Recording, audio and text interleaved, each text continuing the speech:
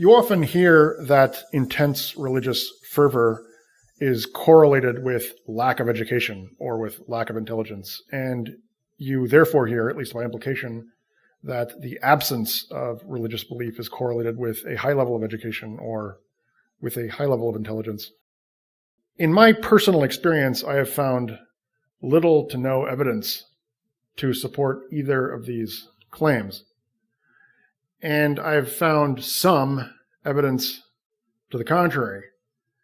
Nonetheless, I don't believe that the demographers who are making these claims are wrong. I think that they are probably right. And what I would like to do is reconcile them with my personal experience. Now, of course, a very distinct possibility, a veritable certainty, is that part of what's going on is that my personal situation is not representative of everybody's situation, and were my experience a little bit more inclusive, then maybe my experience would be a little bit more consistent with these statistical claims. Nonetheless, I think my experience is relatively normal and mainstream, and there is some kind of a discrepancy between what I've experienced and the claims that these demographers are making. So I'm going to go ahead and try and reconcile them. What I think happens is that right now I'm thinking of some of the most deeply unintelligent people I've known were fervently atheistic. They went out of their way to be hardcore militant atheists. And first of all, the brain center that mediates intense religious belief, really intense religious belief, fundamentalism, is identical with the brain center that mediates hardcore atheism.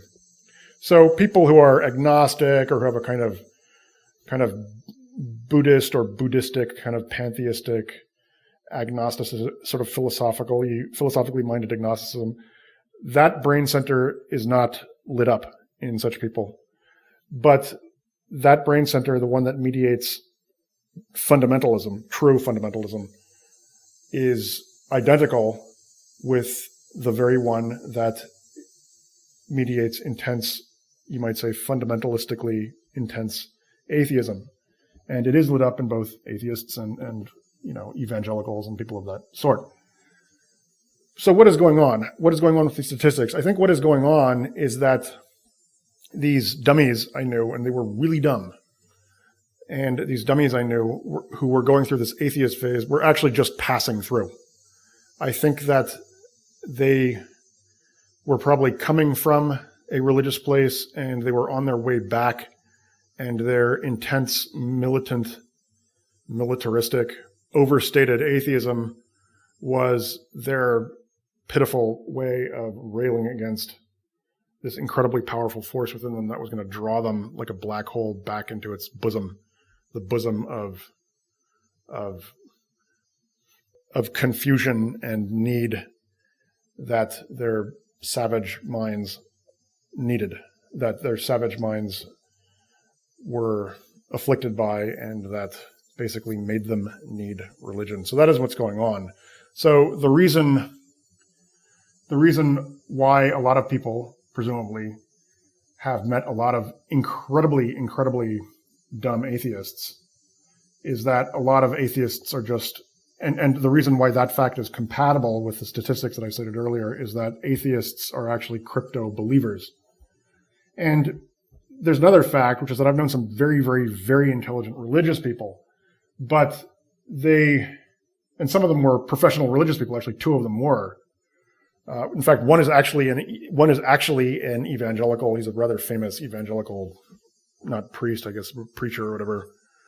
And then another one is, he's some kind of Christian priest, but he's a sort of intellectual kind of Christian priest. So I don't know if that really counts, but he is a priest. That's what he does, or preacher, or whatever it is, whatever the term is.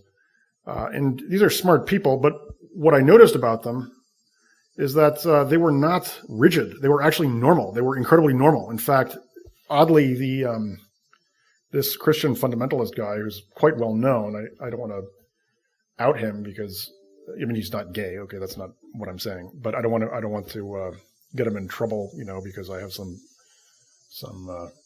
Well, actually, my viewpoints are pretty normal, but I don't know that he wants to be mentioned. But he's actually a pretty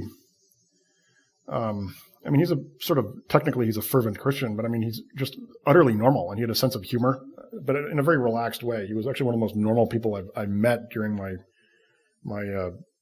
15 years or so in academia. In fact, he was probably the most normal person I met, and did not impose his beliefs on anyone ever, unless they asked. And so what's going on with them is that, yes, they're religious, but they're not fundamentalists. I mean, even though this guy technically is a fundamentalist, that's his sort of social category, but that's not his psychological classification.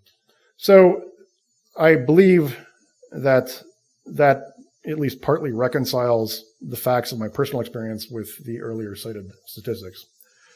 Over and out. Thank you for bearing with me during this rather rugged audio, but it happens.